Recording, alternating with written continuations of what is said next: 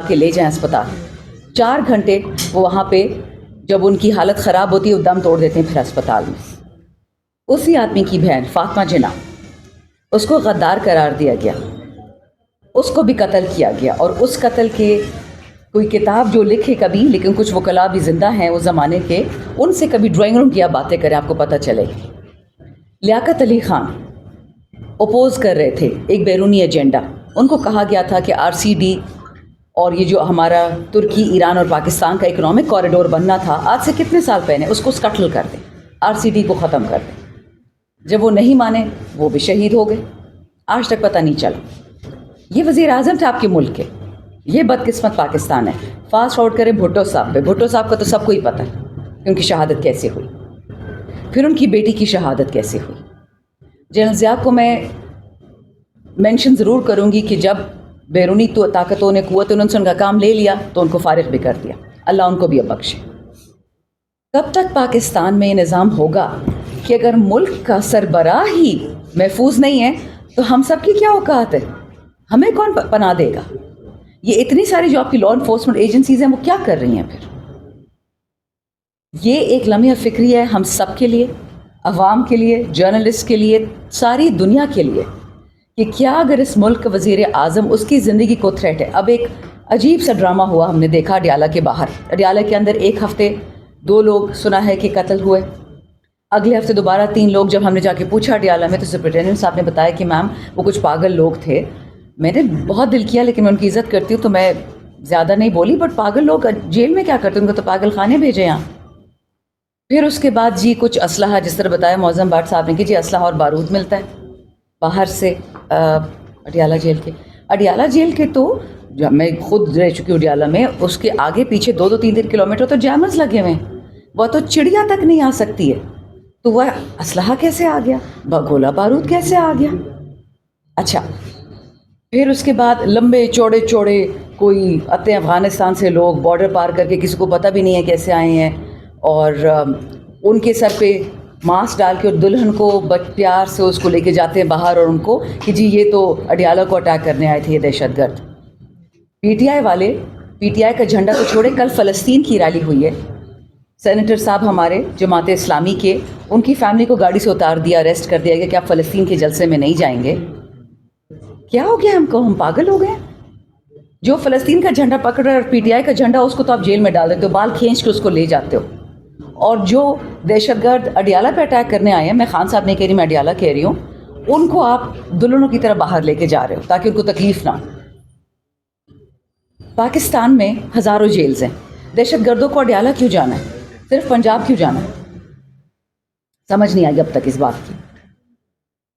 پھر یہ کہتے ہیں کہ علی امین صاحب ملنا چاہ رہے تھے خان صاحب سے، تو ہوم ڈپارٹمنٹ پنجاب سے ان کو خط آتا ہے کہ جی آپ پلیز لاہور مت، پنجاب مت آئیے، آپ کے لیے خطرہ ہے. وہ چیف منسٹر ہے، اس کا پروٹوکول ہے، پولیس ہے، ایجنسیز ہیں اس کے ساتھ. پھر مجھے FIA سے کال آتی ہے، میرا ایک کیس انہوں نے مجھ پہ کیا کہ آپ جی لاہور آئیں. تو میں تو ایک آرڈنری CMA نہیں ہوں، پھر مجھے لاہور کیوں بلا رہے اگر اتنا خطرہ ہے PTI کے لیے لاہور میں؟ یہ تضادات آپ نوٹ کریں، یہ کس طرف جا رہے ہیں. خان صاحب کی جان کو خطرہ.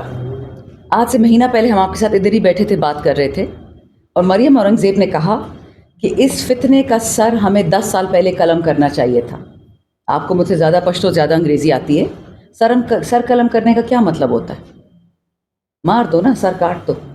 انہوں نے پھر 2-3 دن ایکسپلینیشنز دیتی رہیں صاحبہ کہ اس کا مطلب یہ نہیں ہوتا کہ کسی کو مار دو، اس کا مطلب یہ ہوتا ہے کہ اس کو ذرا سائڈ پہ کر دو. پتہ نہیں کون سی انگریزی ڈکشنری سے ٹرانسلیشن یہ لوگ کر رہے ہوتے ہیں. عام فہم تو یہی اس کا مطلب ہے. 4 دن ہوئے کہ رانا ثنا نے تھریٹ دی ہے، پہلے بھی اس نے دی تھی، یا عمران خان ہوگا یا ہم ہوں گے. اسی طرح مریم نواز کی سٹیٹمنٹس ہیں، وہ ساری ہم آپ کے ساتھ ابھی شیئر کریں گے، ویڈیوز، آڈیوز، نواز شریف کی، جاوید لطیف کی، مریم نواز کی، ساری نون لیگ کی. دیکھیں ہمارے ساتھ تو پیپلز پارٹی کی بھی نہیں بنتی، وہاں سے تو کبھی ایسی بات نہیں آتی. مطلب کہنے کا صرف یہ ہے کہ ہم کس کا انتظار کر رہے ہیں، کس چیز کا انتظار ہے. خان صاحب کے ساتھ 200 نقلی اس پہ کیسز کرتی، ایک بن پہ نہیں چپک رہا. جھوٹے دعوے، عجیب واہیات باتیں ان کی مسز کے بارے میں، ان کے نکاح کے بارے میں. مجھے تو نہیں سمجھ آتی کہ ملک کہاں جا رہا ہے. اخلاقیات کا جنازہ نکل گیا پاکستان میں. کل آپ نے دیکھا لاہور میں کیا ہوا ہے. 4 ملازمیں تھیں پاکستانی بچیاں جو غریب ہوتی ہیں ملازمہ ہی کہیں بن سکتی ہے کلب میں، اور وہاں پہ ہم سے جو ایک لوٹا ہو کے گئی تھی MP صاحبہ، انہوں نے کہا ہے کہ انہوں نے مجھ سے چوری کی ہے. ان بچوں کو اسٹرپ سرچ کیا گیا ہے.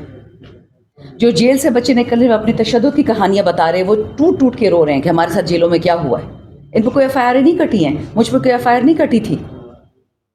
صرف آپ کو یہ بتا رہی ہوں کہ جو آپ کا لا اینڈ آرڈر کا سچویشن اس وقت ڈیٹیریٹ ہو گیا ہے، جو کر رہے ہیں، اس میں فائدہ کس کا ہے؟ کسی پاکستانی کا فائدہ اس میں ہے؟ کیا اس میں عمران خان کا فائدہ ہے؟ کیا چاہے وہ نون کا ہو یا پیپل کا ہو یا JYF کا ہو یا ANP کا ہو، پاکستان میں چوریاں بڑھ جائیں، قتل بڑھ جائیں، ایک فارمر پرائم منسٹر کو جیل میں بیٹھے آپ دھمکیاں دے رہے ہیں، وہ کر کیا رہا ہے؟ آپ سے یہ برداشت نہیں ہو رہا کہ اس کے جیل بیٹھے باوجود اس نے کھمبے کو بھی جب ٹکٹ دیا وہ کھمبا بھی جیت گیا. یہ برداشت نہیں کر پا رہے.